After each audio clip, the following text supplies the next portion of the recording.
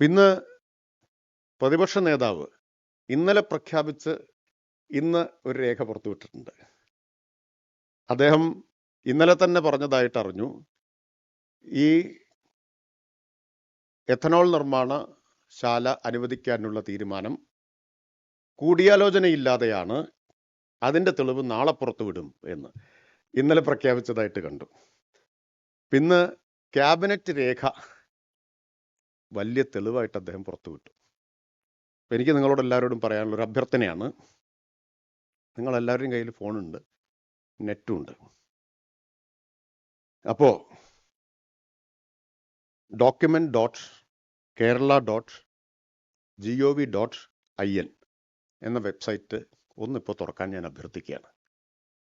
document.kerala.gov.in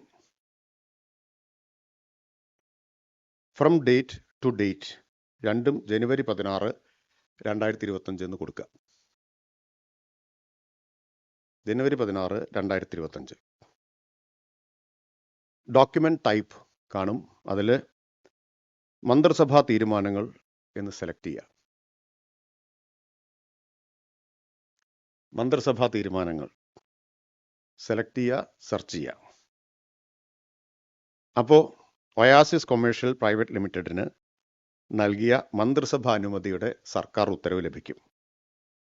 അത് download ചെയ്താൽ മൂന്നാമത്തെ പേജ് മുതൽ മന്ത്രിസഭാ യോഗത്തിൻ്റെ നടപടിക്കുറിപ്പുകൾ, ക്യാബിനറ്റ് നോട്ട് കാണാൻ പറ്റും. അതായത് അദ്ദേഹം ഇന്നലെ പ്രഖ്യാപിച്ച് ഇന്ന് പുറത്തുവിട്ട രേഖ 16-ാം തീയതി ഈ ഉത്തരവ് ഇറങ്ങിയപ്പോൾ വെബ്സൈറ്റിൽ അപ്ലോഡ് ചെയ്ത് കഴിഞ്ഞ ഇന്ന് 29, 13 ദിവസമായിട്ട് വെബ്സൈറ്റിൽ കിടക്കുന്ന ഒരു കാര്യമാണ്. ഇപ്പൊ സെർച്ച് ചെയ്തപ്പോൾ നിങ്ങൾക്ക് എല്ലാം കിട്ടിക്കാണും.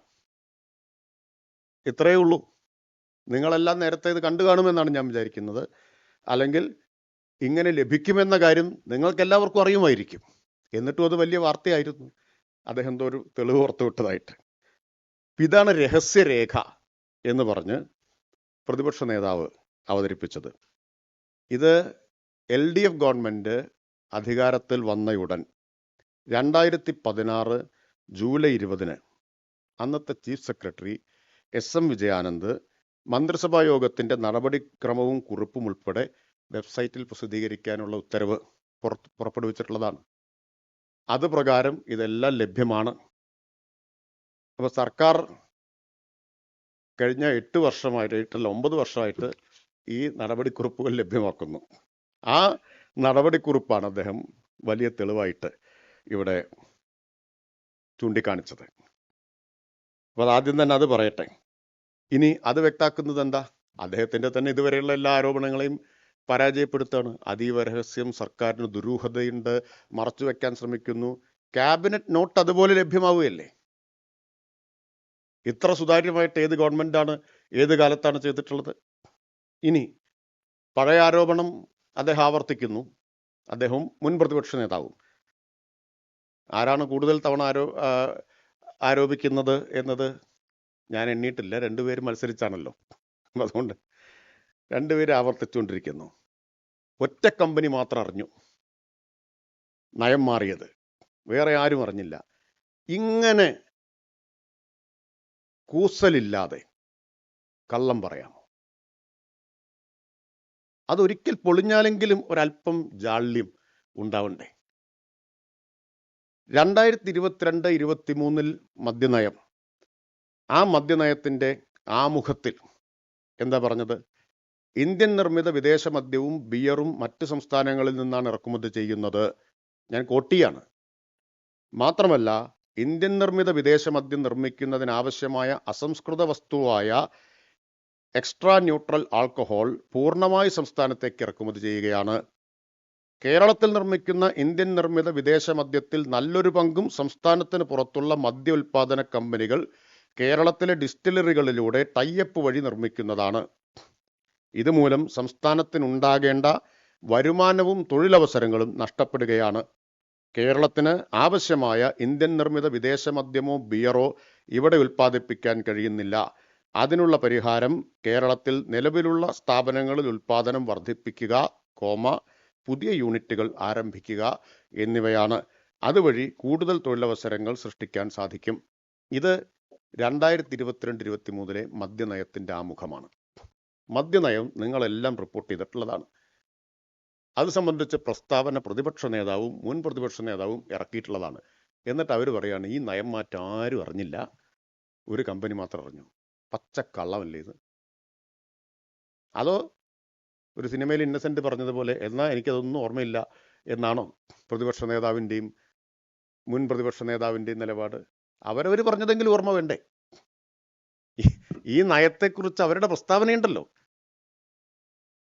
അത് രേഖയിലുള്ളതല്ലേ. ഇത് 2022-23 മദ്യനയമാണ്. 23-24 മദ്യനയത്തിന്റെ ആമുഖം പാര 8. സംസ്ഥാനത്തിനാവശ്യമായ ഇന്ത്യൻ നിർമ്മിത വിദേശ മദ്യവും ബീറും സംസ്ഥാനത്തിനുള്ളിൽ തന്നെ നിർമ്മിക്കുന്നതിനുള്ള സംവിധാനം ഒരുക്കാനുള്ള ശ്രമത്തിലാണ് സർക്കാർ. മനസ്സിലായില്ലേ? എന്താ മറച്ചു വെച്ചിട്ടുള്ളത്? എന്ത് രഹസ്യാത്മകതയാണ് ഇതിലുണ്ടായിട്ടുള്ളത്? ഇതുവഴി കൂടുതൽ തൊഴിലവസരങ്ങൾ സൃഷ്ടിക്കുവാനും മദ്യത്തിന്റെ കയറ്റുമതിയിലൂടെ കൂടുതൽ വരുമാനം കണ്ടെത്തുവാനും സാധിക്കും. തുടർന്ന് പറയുന്നു, സംസ്ഥാനത്ത് മദ്യോൽപാദനത്തിന് ആവശ്യമായ എക്സ്ട്രാ ന്യൂട്രൽ ആൽക്കഹോൾ നിലവിൽ മറ്റ് സംസ്ഥാനങ്ങളിൽ ഇറക്കുമതി ചെയ്യുകയാണ്. സംസ്ഥാനത്തിന് ആവശ്യമായ എക്സ്ട്രാ ന്യൂട്രൽ ആൽക്കഹോൾ കേരളത്തിൽ തന്നെ ഉൽപ്പാദിപ്പിക്കാനുള്ള നടപടി സ്വീകരിക്കും. പാര 9, 23-24 പാര 9. ധാന്യേതര കാർഷിക ഉൽപ്പന്നങ്ങൾ ഉപയോഗിച്ച് നിശ്ചിത വീര്യത്തിൽ വീഞ്ഞ് സംസ്ഥാനത്തിനകത്ത് തന്നെ എക്സൈസ് വകുപ്പിന്റെ മേൽനോട്ടത്തിൽ നിർമ്മിച്ച് KSBCയുടെ ചില്ലറ വിൽപ്പനശാലകളിലൂടെ വിപണനം നടത്താനും ഇത്തരത്തിൽ നിർമ്മിക്കുന്ന വീഞ്ഞിന് സാധ്യമായ മറ്റു വിപണികൾ കൂടി കണ്ടെത്താനും ശ്രമിക്കും.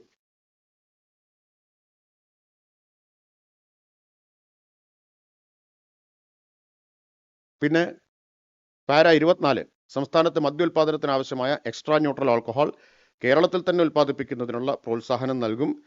ആയതിന് തയ്യാറാകുന്ന ഡിസ്റ്റിലറികൾക്കും പുതിയ യൂണിറ്റുകൾക്കും അനുമതി നൽകും. എങ്ങനെയാണ് ഇതാരും അറിഞ്ഞില്ലെങ്കിൽ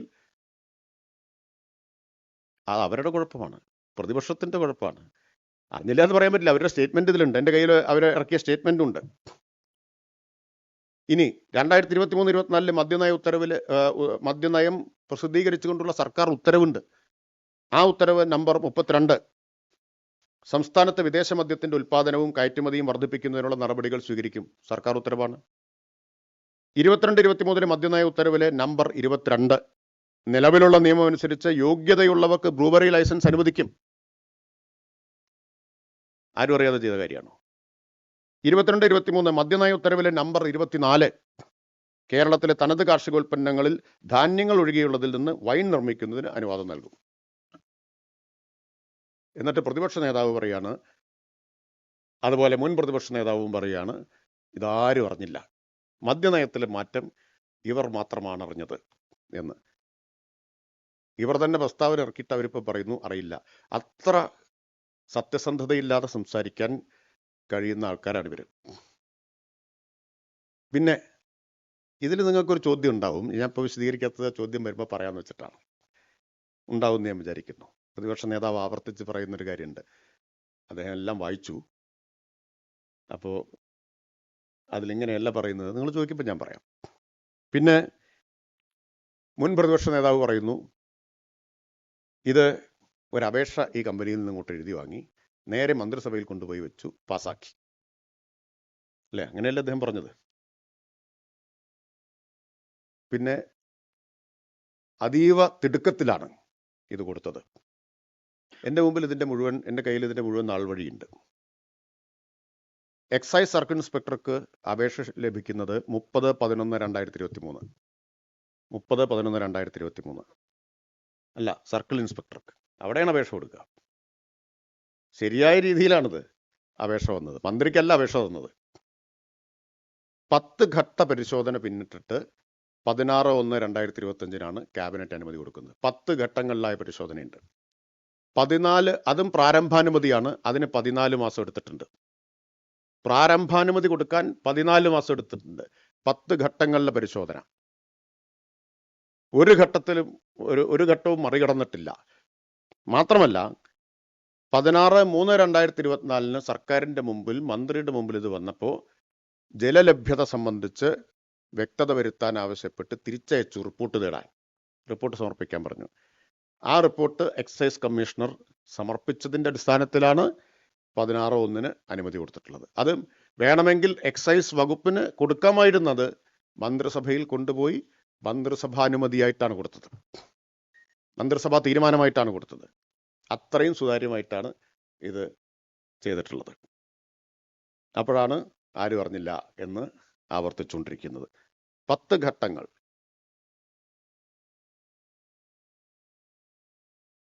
മുഴുവൻ വിശദാംശങ്ങളും എൻ്റെ കൈവശമുണ്ട്. പിന്നെ വെള്ളമാണല്ലോ വേറൊരു പ്രശ്നമായിട്ട് പറയുന്നത്. വെള്ളത്തിൻ്റെ കാര്യത്തിൽ തെറ്റായ പ്രചരണം ഇപ്പോൾ നടന്നുകൊണ്ടിരിക്കുന്നുണ്ട്. ആ പ്രചരണം പലർക്കും തെറ്റിദ്ധാരണ ഉണ്ടാക്കിയിട്ടുണ്ട്, ആശങ്കയും ഉണ്ടാക്കിയിട്ടുണ്ട്. പാലക്കാട്ടെ പത്രസമ്മേളനത്തിൽ അസന്നിഗ്ധമായി ആവർത്തിച്ച് ഒരു കാര്യം വ്യക്തമാക്കിയിരുന്നു: ഒരു തുള്ളി ഭൂഗർഭജലം എടുക്കില്ല എന്നത്. അത് ആവർത്തിക്കുകയാണ് ഞാൻ. പക്ഷെ മാധ്യമങ്ങൾ ആ കാര്യത്തിന് പ്രാധാന്യമേ കൊടുത്തില്ല. കാരണം അത് ആ ഒരു ആശങ്ക നിൽക്കട്ടെ എന്നാണോ കരുതുന്നത് എനിക്ക് അറിഞ്ഞുകൂടാ. ഒരാശങ്കയുടെ അടിസ്ഥാനമില്ല. ഒരു തുള്ളി ഭൂഗർഭജലം എടുക്കില്ല, അതിൻ്റെ ആവശ്യം വരുന്നില്ല. ഇവിടെ മലമ്പുഴ ഡാമിൻ്റെ സംഭരണശേഷി എത്ര? 2,23,000 ദശലക്ഷം ലിറ്ററാണ്. 2,23,000 ദശലക്ഷം ലിറ്റർ. പാലക്കാട് നഗരസഭയ്ക്കും പിരായിരി പഞ്ചായത്തിന് ഭാഗികമായും വെള്ളം നൽകുന്നതിന് ഒരു ദിവസം ആവശ്യം 45 ദശലക്ഷം ലിറ്ററാണ്. 45 ദശലക്ഷം ലിറ്റർ. അപ്പോഴാണ് ഒരു പത്രം വാർത്ത കൊടുത്തത്, ഒരു 0 കൂട്ടിക്കൊടുത്തു, 400 ദശലക്ഷം ലിറ്റർ എന്ന്. ഇതെല്ലാം ആധികാരികമായിട്ട് കണക്കുള്ളതാണല്ലോ. 45 ദശലക്ഷം ലിറ്ററാണ് പാലക്കാട് മുനിസിപ്പാലിറ്റിക്ക് പൂർണ്ണമായിട്ടും പിരായിരിക്ക് ഭാഗികമായിട്ടും വെള്ളം കൊടുക്കാൻ ആവശ്യമായിട്ടുള്ളത്. പിന്നെ ഒരു 0 കൂട്ടിച്ചേർത്തു എന്ന് മാത്രമല്ല, 3 കണക്ക് 3 യൂണിറ്റിൽ കൊടുത്തു. ഇപ്പോൾ ക്യൂബിക് മീറ്ററിൽ ഒരു കണക്ക് കൊടുത്തു. മലമ്പുഴയിലെ സംഭരണശേഷി ഒരു ക്യൂബിക് മീറ്റർ എന്ന് പറഞ്ഞാൽ 1000 ലിറ്ററാണ്. അത് ആൾക്കാർക്ക് സാധാരണ ആർക്കും മനസ്സിലാവില്ലല്ലോ. അപ്പം സംഭരണശേഷി കുറച്ച് കാണിക്കുന്ന തരത്തിൽ കണക്ക് കൊടുത്തു. നഗരസഭയ്ക്കുള്ള വെള്ളത്തിൻ്റെ കണക്ക് ഞാൻ പറഞ്ഞില്ലേ, കൂട്ടിക്കാണിച്ചു. 45 ദശലക്ഷം ലിറ്റർ 400 ദശലക്ഷം ലിറ്റർ എന്ന് കാണിച്ചു. പിന്നെ കമ്പനിക്ക് വേണ്ടത് 10 ലക്ഷം ലിറ്റർ എന്ന് കാണിച്ചു. ഒരു ഭീതി ഉണ്ടാക്കി. യഥാർത്ഥത്തിൽ കണക്കുകൾ നമുക്ക് നോക്കാമല്ലോ. പാലക്കാട് നഗരസഭയ്ക്കും പിരായിരിക്കും ഭാഗികമായിട്ട് കൊടുക്കുന്നു. പിന്നെ പുതുപ്പരിയാരം, അകത്തേത്തറ, മരുത റോഡ് പഞ്ചായത്തുകൾക്ക് പൂർണ്ണമായും, മുണ്ടൂരിന് ഭാഗികമായും വെള്ളം കൊടുക്കുന്നു. ഇതിനെല്ലാം കൂടി ദിനംപ്രതി ആവശ്യം 21.5 ദശലക്ഷം ലിറ്ററാണ്. പുതുശ്ശേരിക്ക് വേണ്ടി 5 ദശലക്ഷം ലിറ്ററിന്റെ പദ്ധതി പുരോഗമിക്കുന്നു. ഇനി ഇതെല്ലാം കൂടി ചേർത്താൽ, പുരോഗമിക്കുന്നത് കൂടി ചേർത്താലും പ്രതിദിനം ആവശ്യമായി വരുന്നത് 81.5 ദശലക്ഷം ലിറ്റർ മാത്രമാണ്.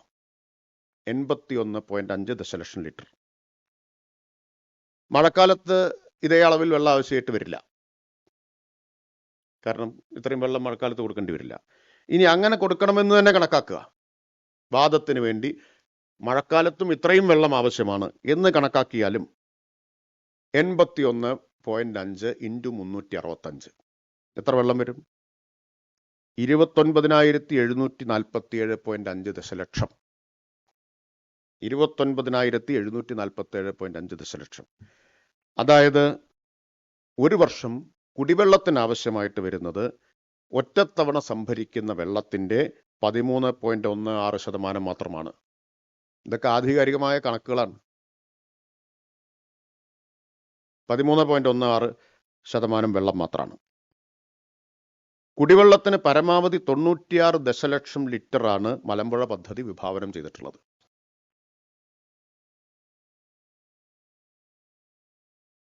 കഴിഞ്ഞ 10 വർഷം കൊണ്ട്, 10 വർഷത്തിനിടയിൽ ജലദൗർലഭ്യം കൊണ്ട് മലമ്പുഴ ഡാമിൻ്റെ പ്രവർത്തനം നിർത്തേണ്ടി വന്നിട്ടില്ല, വെട്ടിക്കുറയ്ക്കേണ്ടിയും വന്നിട്ടില്ല. കൃഷി ആവശ്യത്തിന് സാധാരണ വെള്ളം കൊടുക്കുന്നത് നവംബർ മുതൽ ഫെബ്രുവരി 15 വരെയാണ്. കഴിഞ്ഞ 10 വർഷമായിട്ട് ഈ വെള്ളത്തിനും ദൗർലഭ്യം നേരിട്ടിട്ടില്ല.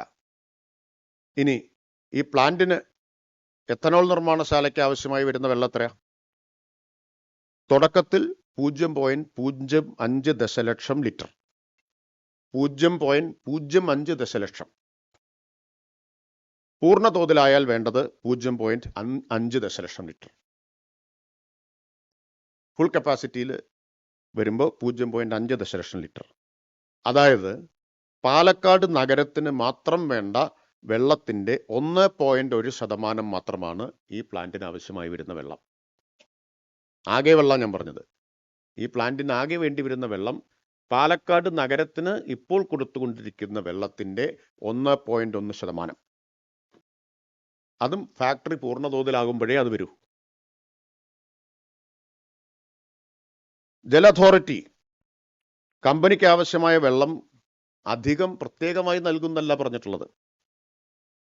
മലമ്പുഴയിൽ നിന്ന് കിൻഫ്രയിലേക്ക്, മലമ്പുഴ ഡാമിൽ നിന്ന് കിൻഫ്രയിലേക്കും പാലക്കാട് IIT-യിലേക്കും പ്രതിദിനം 10 ദശലക്ഷം ലിറ്റർ വെള്ളം എത്തിക്കുന്ന പദ്ധതി പുരോഗമിക്കുകയാണ്. 10 MLD വെള്ളം പ്രതിദിനം കൊടുക്കാനുള്ള ധാരണയുണ്ട്, കരാറുണ്ട്.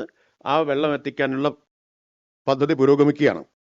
ഈ ലൈനിൽ നിന്ന് ഈ കമ്പനിക്ക് കൂടി വെള്ളം ലഭ്യമാക്കുന്നതാണ്. കിൻഫ്രയ്ക്ക് കൊടുക്കുന്ന വെള്ളത്തിൽ നിന്ന് ഇവർക്ക് കൊടുക്കുന്നതാണ്. 10 ദശലക്ഷം ലിറ്ററാണ് കിൻഫ്രയ്ക്ക് കൊടുക്കാനുള്ള കരാർ. 10 ദശലക്ഷം കിൻഫ്രയ്ക്കും IIT-ക്കും. ഇവർക്ക് ആവശ്യം വരുന്നത് എത്ര? പൂർണ്ണ തോതിലായാൽ 0.5 ദശലക്ഷം ലിറ്ററാണ്. അപ്പോ മലമ്പുഴയിൽ വെള്ളം ഉപയോഗിക്കാൻ പാടില്ല എന്ന് പറഞ്ഞാൽ ഇപ്പോൾ തന്നെ ധാരണയുണ്ട്. ഇനി ആ ധാരണ എന്നുണ്ടാക്കിയതാണ്? അതുകൂടി നമുക്ക് നോക്കാം. ഇത് 31/1/2015 ആണ് കിൻഫ്രയ്ക്ക് 10 ദശലക്ഷം ലിറ്റർ വെള്ളം മലമ്പുഴയിൽ നിന്ന് കൊടുക്കാനുള്ള തീരുമാനമുണ്ടാവുന്നത്. അന്നാരാ കേരളത്തിന്റെ മുഖ്യമന്ത്രി? 31/1/2015 ഉമ്മൻചാണ്ടി. ശ്രീ ഉമ്മൻചാണ്ടി മുഖ്യമന്ത്രിയാണ്. ഉമ്മൻചാണ്ടി മുഖ്യമന്ത്രിയായ കാലത്ത് എടുത്ത തീരുമാനം എന്ന് മാത്രം പറഞ്ഞാൽ പോരാ. In the meeting chaired by the honourable chief minister on 15 September 2011 at chief minister's conference hall, അതായത് 2011 സെപ്റ്റംബർ 15 മുഖ്യമന്ത്രി ഉമ്മൻചാണ്ടി അധ്യക്ഷനായ മീറ്റിംഗിൽ എടുത്ത തീരുമാനമാണ് കിൻഫ്രയ്ക്ക് വ്യവസായ ആവശ്യത്തിന് 10 ദശലക്ഷം ലിറ്റർ വെള്ളം കൊടുക്കണം എന്നത്. It was decided that irrigation department will allow Kinfra to draw 10 MLD water from the Malambura Dam to Palakkad Industrial Water Supply Scheme. Further allotment will be taken after assessing the availability of water. അതായത് 10 ലക്ഷം MLD കൊടുക്കാൻ 10 MLD കൊടുക്കാൻ തീരുമാനിച്ചു. ബാക്കി വെള്ളത്തിന്റെ ലഭ്യത അനുസരിച്ച് പിന്നെ കൂട്ടണമെന്നുള്ള കാര്യം തീരുമാനിക്കാം. ഇവിടെ ഈ 10 MLD-യിൽ നിന്ന് ആണ് കൊടുക്കുക എന്ന് ഇറിഗേഷൻ മിനിസ്റ്റർ തന്നെ വ്യക്തമാക്കി. ഇവർക്ക് ആവശ്യം എത്ര? 0.5 MLD ആണ്. 0.5 MLD ആണ്. അപ്പോ ജനങ്ങളെ തെറ്റിദ്ധരിപ്പിക്കുന്നതിന് അതിരുണ്ട്. സത്യം എന്ന് പറഞ്ഞാൽ അത് എക്കാലത്തും മൂടി വെക്കാൻ പറ്റുന്ന ഒന്നല്ല. ഇതാണ് മലമ്പുഴ ഡാമിലെ വെള്ളത്തിന്റെ സ്ഥിതി. പിന്നെ ഇത് മാത്രമല്ല, ഡാമിലെ വെള്ളം മാത്രമല്ല, കൃത്യമായിട്ട് ഉറപ്പുവരുത്തിയിട്ടുണ്ട് മഴവെള്ള സംഭരണി. 5 ഏക്കറിൽ മഴവെള്ള സംഭരണി ഈ പ്ലാന്റിന് വേണ്ടി, എത്തനോൾ പ്ലാന്റിന് വേണ്ടി നിർമ്മിക്കുമെന്ന് കമ്പനി അറിയിച്ചിട്ടുമുണ്ട്. അതായത് പദ്ധതിയുടെ പ്രപ്പോസലിൽ തന്നെ ഉണ്ട്. അപ്പൊ മുൻ പ്രതിപക്ഷ നേതാവിന്റെ ചോദ്യമാണ്, മഴനിഴൽ പ്രദേശത്ത് എന്ത് മഴവെള്ള സംഭരണി? അവിടെ എങ്ങനെ മഴവെള്ളം സംഭരിക്കാൻ പറ്റും? ഈ കാര്യത്തിന് ഞാൻ പാലക്കാട്ടെ പത്രസമ്മേളനത്തിൽ വ്യക്തത വരുത്തിയതാണ്. ഒരാളും വാർത്ത കൊടുത്തുമില്ല, ചോദിച്ചതുമില്ല. എന്താണെന്നറിയാമോ? ഇതിനേക്കാൾ കുറച്ചുകൂടി ഈ വെള്ളത്തിന് ക്ഷാമമുള്ള പ്രദേശത്താണ് അഹല്യ നിൽക്കുന്നത്. അഹല്യ വടകരപ്പതി, എലപ്പുള്ളി പഞ്ചായത്തുകളിലായിട്ടാണ്. ഈ 2 പഞ്ചായത്തുണ്ട്. അവിടെ 12 റെയിൻ വാട്ടർ ഹാർവെസ്റ്റിംഗ് ഫാമുകളുണ്ട്. 12 എണ്ണം. ഓരോന്നിൻ്റെയും കപ്പാസിറ്റി 2 കോടി ലിറ്ററാണ്. 2 കോടി ലിറ്റർ. 5 ഏക്കർ മുതൽ 6.5 ഏക്കർ വരെ ഓരോന്നും ഉണ്ട്.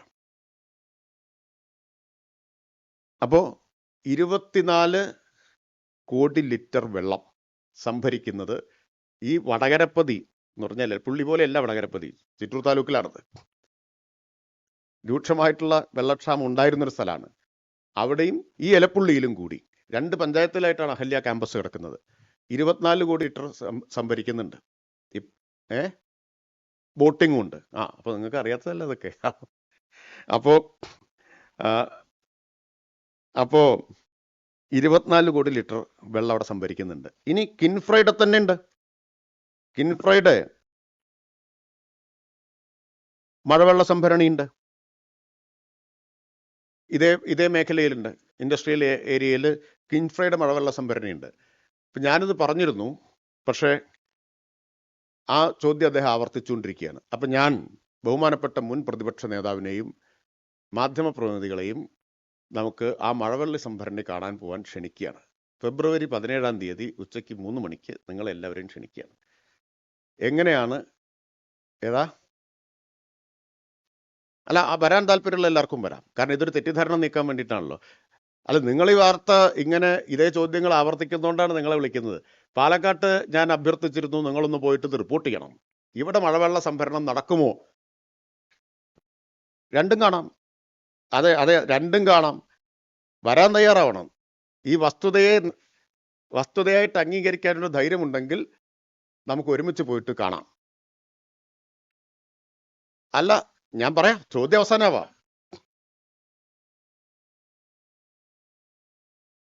എന്താ കാരണം എന്നറിയാമോ? അല്ല, ശരി, എന്നാ ഞാൻ വിനീതമായിട്ട് നിങ്ങളെ ക്ഷണിക്കുകയാണ്. അത്രേ ഉള്ളൂ. വേണ്ട, ധൈര്യം വേണ്ട. അത് പിൻവലിച്ചു. ഞാൻ വിനീതമായി നിങ്ങളെ ക്ഷണിക്കുകയാണ്. വരാമോ? വിനീതമായി ക്ഷണിക്കുകയാണ്. വരാമോ? അല്ല, ശരി, ഞാൻ ശ്രീജിത്ത് പറഞ്ഞത് അത് പിൻവലിച്ചല്ലോ. ശരി, നിങ്ങളുടെ അഭ്യർത്ഥന മാനിച്ച് അത് പിൻവലിച്ചു. എന്റെ അഭ്യർത്ഥന മാനിച്ച് നിങ്ങൾ വരുമോ? വരാൻ തയ്യാറാണോ? എന്നാ നമുക്ക് 17-ാം തീയതി പോകാം. അപ്പൊ 17-ാം തീയതി നമുക്ക് ഈ ചിറ്റൂരിലും അല്ലെങ്കിൽ എലപ്പുള്ളിയിലും വടകരപ്പതിയിലും മഴവെള്ള സംഭരണം നടക്കുമോ എന്ന കാര്യം നേരിട്ട് പോയി ഉറപ്പുവരുത്താം. 17-ാം തീയതി, ഫെബ്രുവരി 17-ാം തീയതി നേരിട്ട് നമുക്ക് ഉറപ്പുവരുത്താം. ഇത് നമ്മൾ തമ്മിൽ തർക്കിക്കേണ്ട കാര്യമൊന്നുമില്ല. അദ്ദേഹത്തെ ക്ഷണിച്ചു, പിന്നെ തീർച്ചയായിട്ടും രണ്ടുപേരെയും ക്ഷണിക്കാം. ആർക്കെല്ലാം വരണോ അവർക്കൊക്കെ വരാം. ശരി, നമ്മൾ ചോദ്യങ്ങളിലേക്ക് വരുന്നല്ലേ ഉള്ളൂ.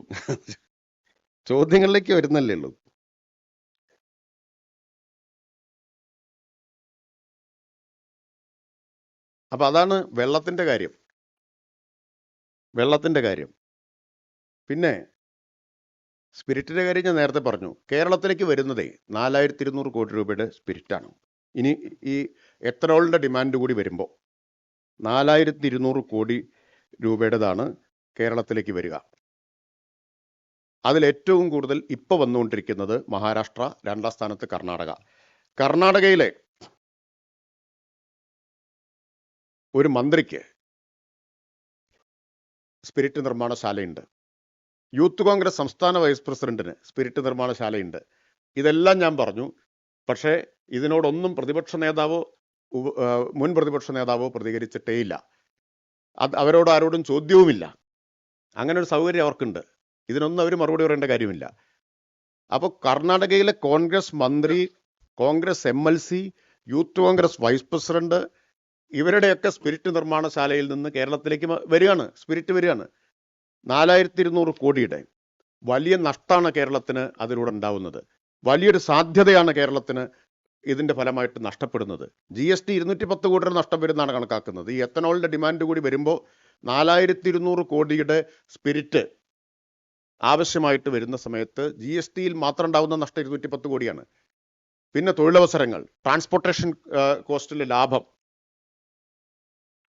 ഇതെല്ലാം വസ്തുതയായിട്ട് നമ്മുടെ മുമ്പിലിരിക്കുക. അതിനെയാണ് അട്ടിമറിക്കാൻ വേണ്ടിയിട്ട് നിൽക്കുന്നത്.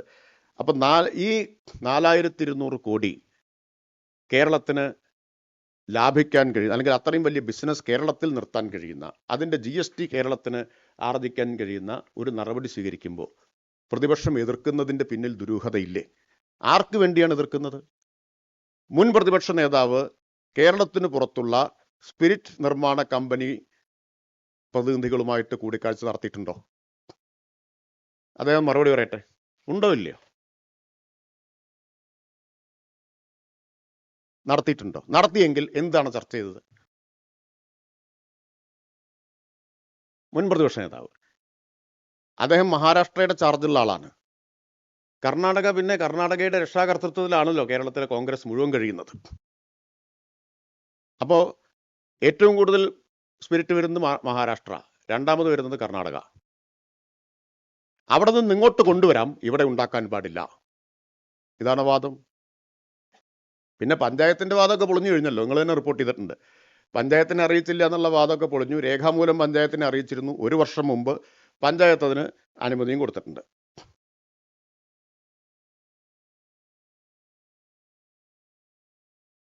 ശരി, തൽക്കാലം ഇപ്പം ചുരുക്കാം, ഇനി ചോദ്യങ്ങളാവാം.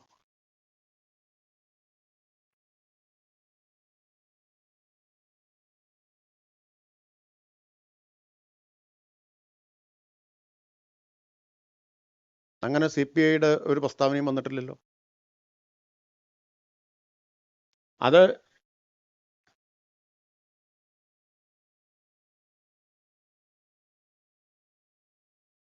ഇത്രയും വസ്തുതകൾ വിശദീകരിച്ചാൽ അത് അവർക്കും ബോധ്യം വരും. ഞാൻ ഇത്രയും വസ്തുതയൊന്നും വിശദീകരിച്ചിട്ടുണ്ടായിരുന്നില്ല. വെള്ളത്തിന്റെ ഇത്രയും വിശദമായ ചർച്ചയും വന്നിട്ടില്ല. ഇത് വിശദീകരിച്ചാൽ സാധാരണഗതിയിൽ ആർക്കും ബോധ്യം വരാതിരിക്കില്ല, എല്ലാവർക്കും ബോധ്യം വരും. പ്രതിപക്ഷ നേതാവിനും മുൻ നേതാവിനും മാത്രമേ അംഗീകരിക്കാൻ പ്രയാസമുണ്ടാവൂ.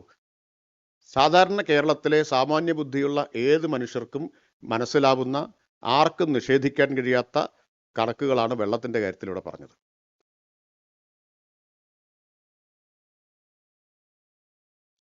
തീർച്ചയായിട്ടും അത്രയേ ഉള്ളൂ. വെള്ളത്തിന്റെ കാര്യത്തിൽ ഞാൻ കണ്ടില്ല ഇന്നത്തെ ജനയുഗം ലേഖനം. അതിലങ്ങനെ ചൂണ്ടിക്കാണിക്കുന്നുണ്ടെങ്കിൽ വെള്ളത്തിന്റെ കാര്യത്തിൽ തൃപ്തികരമായിട്ടുള്ള വിശദീകരണമാണിത്. അല്ലെങ്കിൽ നിങ്ങൾക്ക് ഈ കണക്കുകൾ ഏതെങ്കിലും തെറ്റാണ് എങ്കിൽ, അതെ, കൃഷിക്ക് വെള്ളം എത്തണം എന്നല്ലേ ആവശ്യം, അതിനുള്ള വെള്ളം ഉണ്ടെന്നാ പറഞ്ഞത്. അപ്പൊ അതിന്റെ കണക്കല്ലേ വിശദീകരിച്ച്, ഞാൻ വീണ്ടും വിശദീകരിക്കണം? വേറെ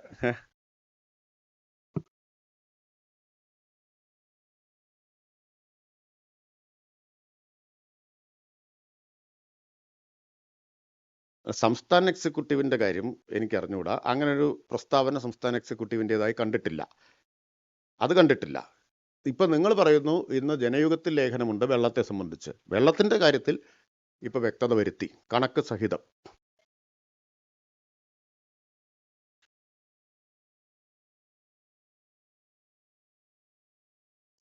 അത്തരം കാര്യങ്ങളെല്ലാം പരിശോധിച്ച് അതൊന്നും ലംഘിച്ച് ആർക്കൊന്നും ചെയ്യാൻ പറ്റില്ലല്ലോ. അങ്ങനെയാണെങ്കിൽ അല്ല, തുടർന്നുള്ള ഇത് പ്രാരംഭാനുമതിയാണ്. ബാക്കിയുള്ള അനുമതികൾ ബന്ധപ്പെട്ട വകുപ്പുകളിൽ നിന്നല്ലേ അവരെടുക്കേണ്ടത്. അപ്പൊ അവസാനം ഇനി വീണ്ടും എക്സൈസ് അനുമതി കൊടുക്കണം. അതാണ് ഈ പ്രാരംഭാനുമതി എന്ന് പറയുന്നത്. ഇനി ഡിസ്റ്റിലറി പ്രവർത്തിക്കണമെങ്കിൽ വേറെ അനുമതി കൊടുക്കണമല്ലോ.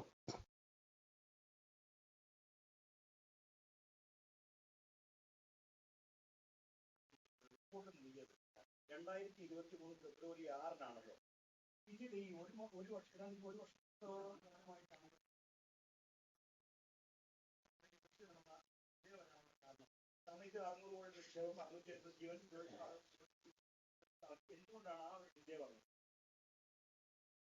എങ്ങനെയാണ്?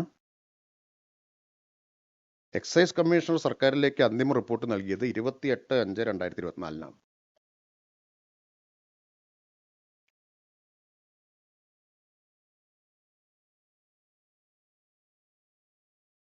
എൻ്റെ മുഴുവൻ നാൾവഴി ഉണ്ടല്ലോ, അതുകൊണ്ടല്ലേ ഞാൻ പറഞ്ഞത്. എക്സൈസ് കമ്മീഷണർ സർക്കാരിലേക്ക് റിപ്പോർട്ട് നൽകിയത് 28/5/2024. അത് പിന്നീട് മറ്റേ എക്സൈസ് വകുപ്പ് മുഖ്യമന്ത്രിക്ക് അയച്ചു, മുഖ്യമന്ത്രി ക്യാബിനറ്റിലേക്ക് അയച്ചു, ക്യാബിനറ്റ് നോട്ടായിട്ട് വരുന്നുണ്ട്. എല്ലാ സാവകാശം എടുത്തിട്ടാണ് ചെയ്തിട്ടുള്ളത്.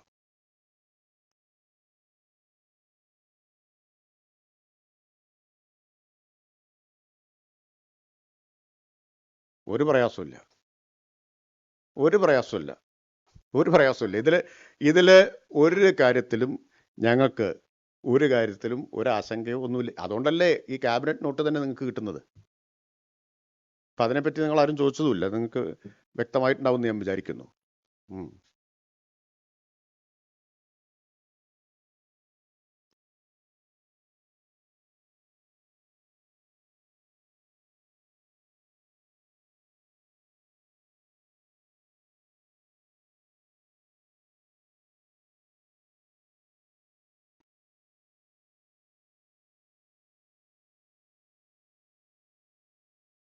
അത് കുറച്ച് ആശങ്ക ഉണ്ടാക്കുന്നതിൽ ഈ മാധ്യമങ്ങൾക്കൊരു വലിയ പങ്ക് സമൂഹത്തിലുണ്ടല്ലോ.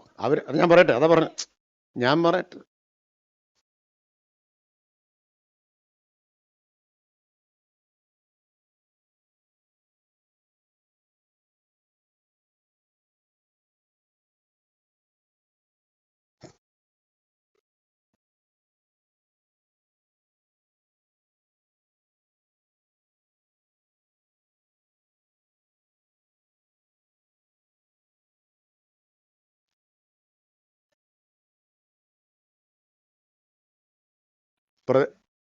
അല്ല, ഒരാളുടെ കഴിഞ്ഞിട്ട് മറുപടി പറയണ്ടേ? അത് കഴിഞ്ഞിട്ട് ഞാൻ പറയാം. അജിതയ്ക്ക് പ്രതിഷേധം രേഖപ്പെടുത്താനുള്ള അവകാശമുണ്ട്, എനിക്ക് സത്യമായിട്ട് പറയാനുള്ള അവകാശമുണ്ട്. ആയിക്കോട്ടെ, അത് രണ്ടും അങ്ങോട്ടും ഇങ്ങോട്ടും മാനിച്ചാൽ മതി. അത് മാനിച്ചാൽ മതി. അതെ, ആ പ്രതിഷേധത്തെ ഞാൻ മാനിക്കുന്നു. പക്ഷേ ഞാൻ പറഞ്ഞത് വസ്തുതയാണെന്നാണ് എൻ്റെ അഭിപ്രായം. അതാണ് ഞാൻ വിശ്വസിക്കുന്നത്. അതവിടെ നിൽക്കട്ടെ. ഞാനൊരു ഉദാഹരണം ഞാൻ പറയാം. ഇപ്പോൾ വെള്ളത്തിൻ്റെ പ്രശ്നം വ്യക്തമാക്കി വിശദമായിട്ട് ആദ്യത്തെ പത്രസമ്മേളനം പാലക്കാട്ടാണ് നടത്തിയത്. ഞാൻ പറഞ്ഞു ഒരു പ്രധാന പത്രം ചെയ്തത് എന്താണെന്നുള്ളത്. അതിനെതിരായ വാർത്ത എത്രയോ ദിവസമായിട്ട് കൊടുത്തുകൊണ്ടിരിക്കുകയാണ്. മുഴുവൻ സംസ്ഥാനത്താകെ കൊടുക്കുന്നു. 1-ാം പേജ് ലീഡാണ്. മന്ത്രി വിശദീകരിച്ചത് പാലക്കാട് ജില്ലയിൽ മാത്രം. ഒരേ പ്രാധാന്യത്തിലാണോ കൊടുക്കുന്നത്? അല്ല, ഒരേ പ്രാധാന്യത്തിലല്ല കൊടുക്കുന്നത്. അപ്പോൾ പരമാവധി ആശയക്കുഴപ്പം ഉണ്ടാക്കുക, ആക്ഷേപങ്ങൾ അടിസ്ഥാനരഹിതമായ പ്രചരണം, അതിന് ഭയങ്കരമായ വിസിബിലിറ്റി കൊടുക്കുക, വിശദീകരിച്ചാൽ മുക്കുക, തമസ്കരിക്കുക. ഇത് തുടർച്ചയായി ചെയ്തുകൊണ്ടിരിക്കുക. ഉദാഹരണങ്ങൾ വേണമെങ്കിൽ ഇനിയും പറയാം. പിന്നെ ഒരു ഉദാഹരണം കൂടി പറയാം. ഇപ്പോൾ ഈ കർണാടകയിലെ മന്ത്രിക്ക് സ്പിരിറ്റ് കമ്പനി ഉള്ള കാര്യം, കോൺഗ്രസ് നേതാക്കൾക്കുള്ളത്, MLC-ക്ക്, യൂത്ത് കോൺഗ്രസ് വൈസ് പ്രസിഡന്റിന്, ഇതെല്ലാം പത്രസമ്മേളനത്തിൽ പറഞ്ഞതാണ്. ഇപ്പം ഞങ്ങൾ ആരെങ്കിലും ആണെങ്കിൽ എത്ര സമാധാനം ഇതിന് പറയേണ്ടി വരും? ആരെങ്കിലും ഇതുവരെ ചോദിച്ചതായോ അതിന് മറുപടി പറഞ്ഞതായോ ഞാൻ കണ്ടിട്ടില്ല. പ്രതിപക്ഷ നേതാവിനോടോ മുൻ നേതാവിനോടോ ഒക്കെ ചോദിക്കണ്ടേ? ഇങ്ങനെ ഞാൻ തെളിവ് സഹിതല്ലേ പറഞ്ഞത്? തെളിവ് സഹിതാണ്. അത് കണ്ടെത്താൻ ഭയങ്കര വൈഭവമൊന്നും ആവശ്യമില്ല. നിങ്ങൾക്ക് ആർക്കും കണ്ടെത്താമായിരുന്ന കാര്യമാണ്. അവരുടെ വെബ്സൈറ്റിൽ തന്നെയാണ്. വനിതാ ശിശുക്ഷേമ മന്ത്രി കർണാടകയിലെ കോൺഗ്രസ് നേതാക്കൾക്ക് സ്പിരിറ്റ് കമ്പനിയുണ്ട്.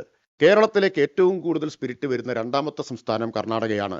ഇവിടെ സ്പിരിറ്റ് ഉൽപ്പാദിപ്പിക്കുമ്പോൾ കോൺഗ്രസ് എതിർക്കുന്നു. ഒരു ബന്ധവും ഇതൊന്നും തമ്മിലില്ല. അതൊരു ചോദ്യമേ അല്ല, അല്ലേ?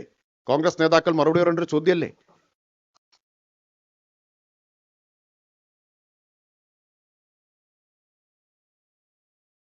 അവർക്ക് വിശ്വാസം വരും.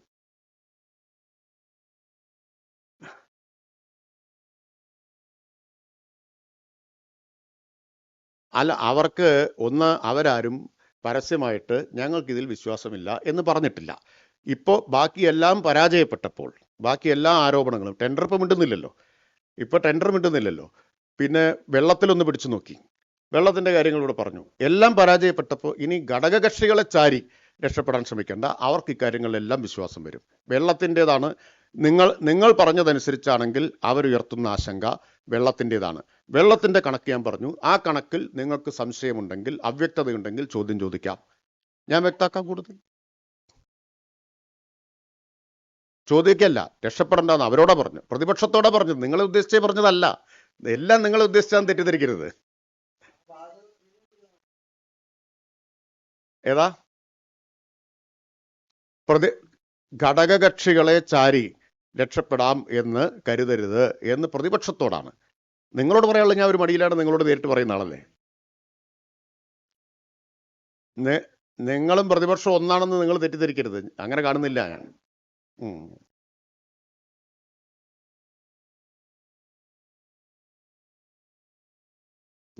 യെസ്.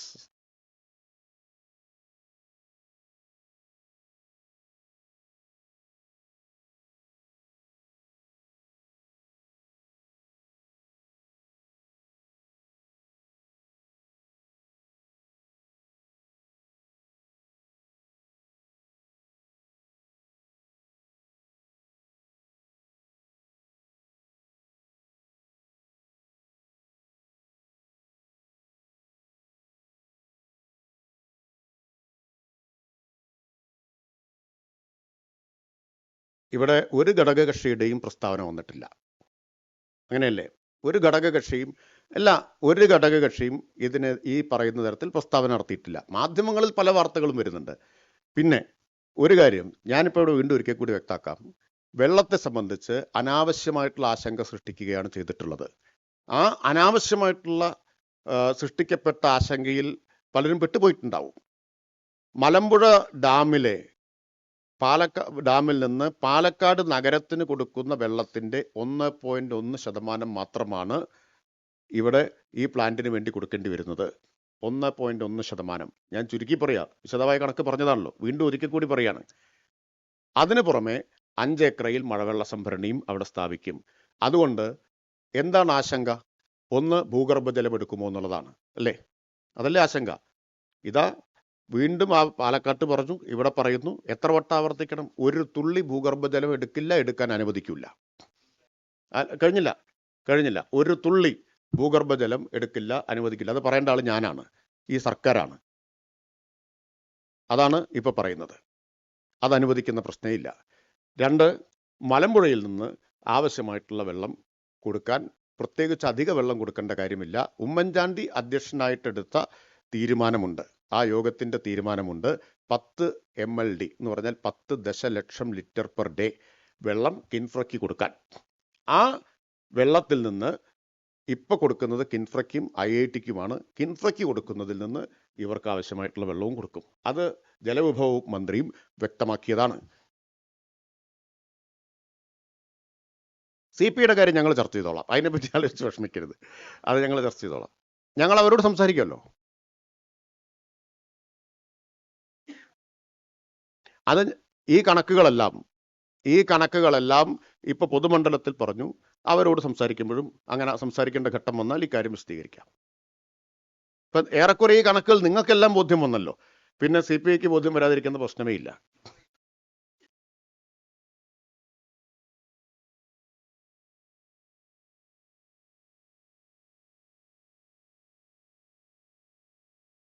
സാധാരണ സർക്കാർ നടപടിക്രമങ്ങൾ എങ്ങനെയാണോ അതനുസരിച്ചാണ് ചെയ്തിട്ടുള്ളത്.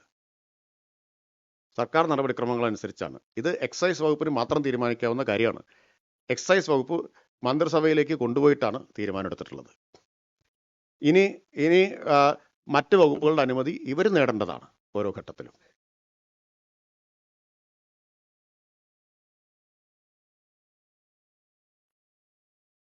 അതല്ലേ ഞാൻ ഉത്തരവ് വായിച്ചത്, 2016 ഉത്തരവ്.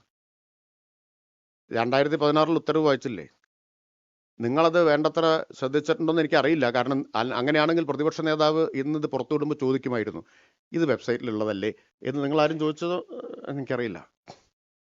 അല്ല, ഇത് വെബ്സൈറ്റിൽ ഉണ്ടായിരുന്നല്ലോ. ഈ ഉത്തരവ് നിങ്ങളെല്ലാം നോക്കിയതല്ലേ, അല്ലേ? ഈ ഉത്തരവ് നിങ്ങൾ നോക്കിയിട്ടാണല്ലോ ഇങ്ങനെ അനുമതി കൊടുത്തു എന്നുള്ള വാർത്ത വരുന്നത്, അല്ലേ?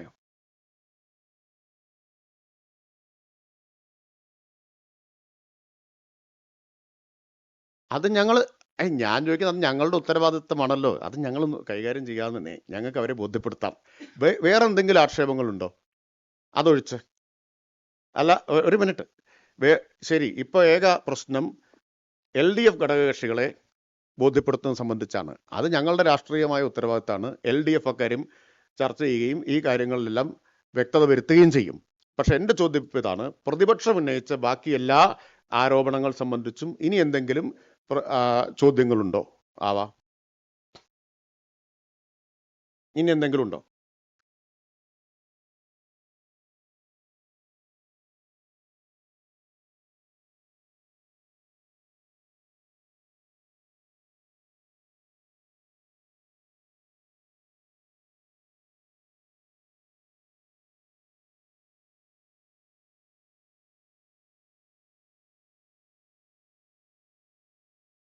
പഞ്ചാബിൽ അനുമതി കൊടുത്തത് അമരീന്ദർ സിംഗിന്റെ ഗവൺമെന്റ് ആയിരുന്നു. അമരീന്ദർ സിംഗിന്റെ ഗവൺമെന്റ് ഭൂഗർഭജലം എടുക്കുന്നതിന് അനുവദിച്ചിട്ടുണ്ടെങ്കിൽ അത് അവരുടെ തെറ്റ്. ഇവിടെ ഞാൻ ഇവിടെ വ്യക്തമാക്കി, ഈ സർക്കാരിന്റെ കാലത്ത് അത് അനുവദിക്കുന്ന പ്രശ്നമേ ഇല്ല. ഒരിറ്റ് ഇത് സീറോ ഡിസ്ചാർജ് ടെക്നോളജിയാണെന്ന് ആദ്യം തന്നെ വ്യക്തമാക്കിയിട്ടുണ്ട്. അതെല്ലാം ഉറപ്പുവരുത്തിയിട്ടുണ്ട്.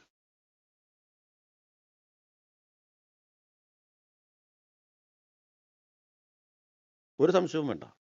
കാരണം അത് മുഖ്യമന്ത്രി നിയമസഭയിൽ വ്യക്തമാക്കിയിട്ടുള്ളതാണ്. അസംബന്ധങ്ങൾ പ്രചരിപ്പിച്ചും അപവാദങ്ങൾ ഭയന്നും നാടിൻ്റെ താല്പര്യത്തിന് ആവശ്യമായിട്ടുള്ള പദ്ധതികളിൽ നിന്ന് പിന്മാറാൻ കഴിയില്ല. കേരള കൗമുദിയുടെ എഡിറ്റോറിയൽ ഞാൻ കഴിഞ്ഞ തവണ ഉദ്ധരിച്ചിരുന്നു. അങ്ങനെയും ഒരഭിപ്രായം ഉണ്ടല്ലോ നാട്ടിൽ. ഇതിൽ നിന്ന് സർക്കാർ അപവാദങ്ങളെ ഭയന്ന് പിന്മാറില്ല. അത്രയും ധൈര്യവും ആത്മവിശ്വാസവും സർക്കാരിനുണ്ട്. ഞങ്ങൾക്ക് ധൈര്യം ഉണ്ടെന്ന് പറയാമല്ലോ. സർക്കാരിന് ധൈര്യവും ആത്മവിശ്വാസവും ഇക്കാര്യത്തിലുണ്ട്. അതനുവദിച്ചു തന്നതിന് നന്ദി. അതനുവദിച്ചു തന്നതിന് പ്രത്യേകം നന്ദി.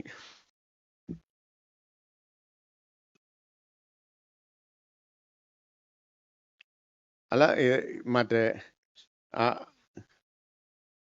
ഇതിൻ്റെ കൂടെ പ്രഖ്യാപിച്ചാൽ നിങ്ങൾക്ക് ഒരവസരം നഷ്ടപ്പെടുമല്ലോ. അപ്പോൾ കുറച്ചുകൂടി കഴിഞ്ഞിട്ട് തരാം. കുറച്ചുകൂടി കഴിഞ്ഞിട്ടാവാം.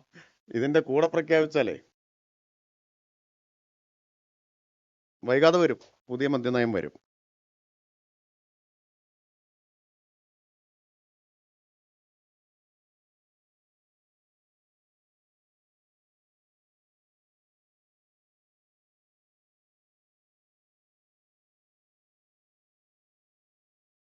അതെ, നേരത്തെ ഇവിടെ പറഞ്ഞു, എല്ലാ വാർത്തയും തുല്യ പ്രാധാന്യത്തോടെയാണ് കൊടുക്കുന്നത്, വളരെ നിഷ്പക്ഷമായിട്ടാണ് കൊടുക്കുന്നത്.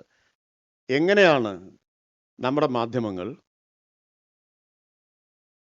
ഈ വാർത്തകളെ വളച്ചൊടിക്കുകയും തമസ്കരിക്കുകയും ചെയ്യുന്നത് എന്നതിൻ്റെ ഉദാഹരണം ഇന്നലെ തൃശ്ശൂരിൽ കണ്ടില്ലേ? ഇന്നലെ ഞാനൊരു വിഷ്വൽ കണ്ടു, യാദൃശ്യമായിട്ട് ഓഫീസിലിരിക്കുമ്പോൾ കാണുകയാണ്. ഒരു കുട്ടിയെ മാരകമായിട്ട് തല്ലുന്ന. അപ്പോൾ ഇത് എന്താണ് സംഭവം എന്ന് തന്നെ മനസ്സിലാവുന്നില്ല. ഇത് കലോത്സവത്തിലുള്ള അടിയാണെന്നും ഒക്കെ പിന്നീടാണ് മനസ്സിലാവുന്നത്. ഈ വലിയ മുട്ടൻ വടികളൊക്കെ ഉപയോഗിച്ച്, കസേരയൊക്കെ ഉപയോഗിച്ച് തല്ലിച്ചിറക്കിയാണ്. പിന്നീടാണ് ഇത് മർദ്ദനമേറ്റത് SFIയുടെ യൂണിറ്റ് സെക്രട്ടറിക്കാണ്, തൃശ്ശൂർ കേരള കോളേജിൽ നിന്ന് അറിയുന്നത്. ഇന്ന് പത്രം കൊടുത്തത് എങ്ങനെയാ? ആ പടം, ഈ ഭീകരമായി തല്ലുന്ന പടം കൊടുത്തിട്ട് പറഞ്ഞു SFI KSU സംഘർഷം. അവിടെ തല്ല് കൊണ്ടവനാരാണെന്നും തല്ലിയവനാരാണെന്നും ഇല്ല. തൊട്ടു താഴെ ഒരു ആംബുലൻസിന് നേരെ ആക്രമണം എന്നതിൽ കൃത്യമായിട്ടുണ്ട്. KSU പ്രവർത്തകരെ ആശുപത്രിയിലേക്ക് കൊണ്ടുപോയ ആംബുലൻസ് SFI പ്രവർത്തകർ തല്ലിയവങ്ങൾ. അവിടെ കർത്താവുണ്ട്, കർമ്മമുണ്ട്, എല്ലാമുണ്ട്. നല്ല ഗ്രാമാറ്റിക്കലി കറക്റ്റാ. പക്ഷെ അപ്പുറത്തുള്ളതിലോ ആരെ തല്ലിയെന്നില്ല. അല്ല, മൂന്നാമത്തെ പടം എന്തായിരുന്നു? ഈ ആംബുലൻസിലേക്ക് കൊണ്ടുപോയ, അതിപ്പോൾ പുറത്തു വന്നു. മൂന്നാമത്തെ അല്ല, 2 പടം പുറത്തു വന്നു. മൂന്നാമത്തേത് ഇപ്പോൾ 2 പടം പത്രം പ്രസിദ്ധീകരിച്ചു. പത്രം പ്രസിദ്ധീകരിക്കാത്തൊരു പടം പുറത്തിപ്പോൾ വന്നു. ആംബുലൻസിൽ പോയ KSU പ്രവർത്തകർ ആംബുലൻസിനകത്ത് ആഘോഷിക്കുന്നതാണ് അല്ലേ? ഒരാൾ സ്റ്റാറ്റസ് ഇട്ടെന്ന് പറഞ്ഞു, എന്താണ്, നാം സേഫാണ് അല്ലേ, സേഫാണെന്ന് സ്റ്റാറ്റസ് ഇട്ടതായിട്ട് അറിഞ്ഞു. ആ പടം കണ്ടു. അപ്പോൾ ഇതാണ് നിങ്ങൾ നിഷ്പക്ഷമായിട്ട് റിപ്പോർട്ട് ചെയ്തുകൊണ്ടിരിക്കുന്നത്. ഞാനത് പറയുന്നതിന് എന്നോട് വിഷമിച്ചിട്ടോ പരിഭവിച്ചിട്ടോ കാര്യമില്ല. ഇത് വസ്തുതയല്ലേ? ഈ കാര്യം ശരിയല്ലേ? ഇനി ഞാൻ നേരത്തെ പറയാൻ ഒരു കാര്യം കൂടി വിട്ടുപോയി. ഈ മഴനിഴൽ പ്രദേശമാണ്, അവിടെ മഴവെള്ള സംഭരണി നടക്കുമോ എന്ന് ചോദിക്കുന്ന പലരുണ്ടല്ലോ. അവരോടാണ് ഞാൻ അഹല്യയുടെ കാര്യം പറഞ്ഞത്. അഹല്യയിൽ മഴവെള്ള സംഭരണി ഉണ്ടെന്ന് മാത്രമല്ല, മലയാള മനോരമയുടെ പലതുള്ളി പുരസ്കാരം കൊടുത്തത് അതിനാണ് താനും. ആ കാര്യം കൂടി ഞാൻ ഓർമ്മിപ്പിക്കുകയാണ്. അല്ല, അപ്പം അവിടെ മഴവെള്ള സംഭരണി ഉണ്ടാവും, മഴവെള്ളം സംഭരിക്കാൻ പറ്റും, അതിന് പുരസ്കാരവും കിട്ടാൻ പറ്റിയ സ്ഥലമാണ്.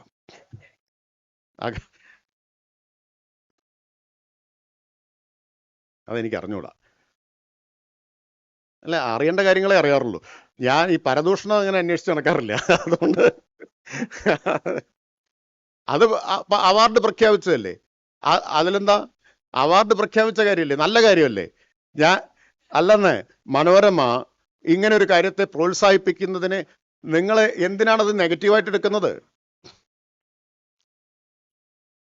അല്ല, എനിക്കറിയില്ല, അറിയാത്ത കാര്യമാണ്, അതുകൊണ്ടാ. ആണോ എനിക്കറിയില്ല, അതുകൊണ്ടാ. എനിക്കറിഞ്ഞൂടാ. വസ്തുതയാണെങ്കിൽ ശരി. ഞാൻ ഇതിന്റെ ബന്ധുത്വം അന്വേഷിച്ച് പോയിട്ടില്ല എന്ന് മാത്രമേ ഉദ്ദേശിച്ചിട്ടുള്ളൂ. ആ ബന്ധുത്വത്തിന് അങ്ങനെ പറയരുത്. അല്ലല്ല, അതങ്ങനെയല്ല. കാരണം മലയാള മനോരമ പ്രഖ്യാപിച്ച് നടത്തുന്ന പുരസ്കാരം എല്ലാ വർഷവും ഉണ്ട് ഇല്ലേ? പലതുള്ളി പുരസ്കാരം എല്ലാ വർഷവും ഉള്ളതാണ്. അവര് പ്രസിദ്ധീകരിച്ച് സമ്മാനം കൊടുത്ത് പടവും വാർത്തയും പത്രത്തിൽ പ്രസിദ്ധീകരിച്ച ഒരു കാര്യം ഞാൻ പറയുന്നതിൽ എന്തിനാണ് ഒരു ബുദ്ധിമുട്ട് തോന്നേണ്ടത്? അത് അഭിനന്ദനാർഹമായൊരു കാര്യമല്ലേ? അഭിനന്ദനാർഹമായൊരു കാര്യമല്ലേ? ഞാൻ പറഞ്ഞത് പലതുള്ളി പുരസ്കാരം കിട്ടാൻ മാത്രം മെച്ചപ്പെട്ട മഴവെള്ള സംഭരണം അവിടെ സാധ്യമാണ് എന്നാണ് പറഞ്ഞതിന്റെ അർത്ഥം.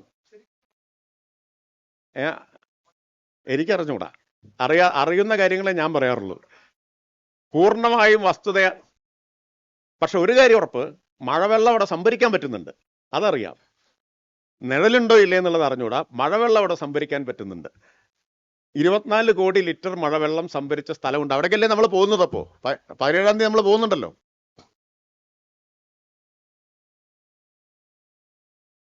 ഏതാ പ്രസ്തുത പത്രം? ആണ് ഞാൻ അങ്ങനെയൊന്നും പറയാറില്ല. നിങ്ങൾക്ക് പറയാനുള്ളത് എൻ്റെ ചെലവിൽ പറയാൻ ശ്രമിക്കരുത്. ഞാൻ പറയാറില്ല അങ്ങനെ. ഞങ്ങളെ വിമർശിക്കാറുണ്ട്, ഞങ്ങളെ ശക്തമായിട്ട് എതിർക്കാറുണ്ട്, ഞങ്ങളതിനെ നേരിടാറുമുണ്ട്. അത്ര ആ ബന്ധമാണ്, വിമർശനാത്മക ബന്ധമാണുള്ളത് ഞങ്ങൾക്ക്. അത് പക്ഷേ ഞങ്ങൾക്ക് നിർവഹിക്കാതിരിക്കാൻ മാർഗമില്ല. കാരണം നിങ്ങളെല്ലാവരും കൂടി ഞങ്ങളെ ശക്തമായിട്ട് ഏകപക്ഷീയമായിട്ട് എതിർക്കുകയും ഒറ്റപ്പെടുത്തുകയും ചെയ്യുമ്പോൾ അതിനെ നേരിട്ടേ ഞങ്ങൾക്ക് മുന്നോട്ട് പോകാൻ പറ്റും. അപ്പം അങ്ങനെ ഒരു സമീപനം എടുക്കരുത്. ഞങ്ങൾക്ക് ഇഷ്ടമുള്ളതെല്ലാം നിങ്ങളെക്കുറിച്ച് പറയും, നിങ്ങൾ മിണ്ടാതിരുന്ന് കേട്ടോളണം എന്ന് പറഞ്ഞാൽ അത് പ്രയാസല്ലേ? അത് പറ്റുമോ? എന്നാ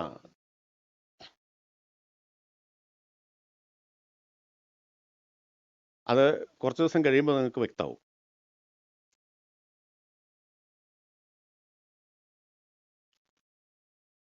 ഒരു കാര്യവും ഒരു വിമർശനം ഞങ്ങൾക്കില്ല. ആശങ്കകൾ നിങ്ങൾ ഉണ്ടാക്കാൻ ശ്രമിക്കുന്നതാണ്. ആ ആശങ്കയൊക്കെ പരിഹരിക്കും. അപ്പോൾ വേറെ എല്ലാം കഴിഞ്ഞു, ഇനിയിപ്പോൾ അത് വല്ലതും സാധ്യത ഉണ്ടോ എന്നാണ് നോക്കുന്നതല്ലേ? ശരി.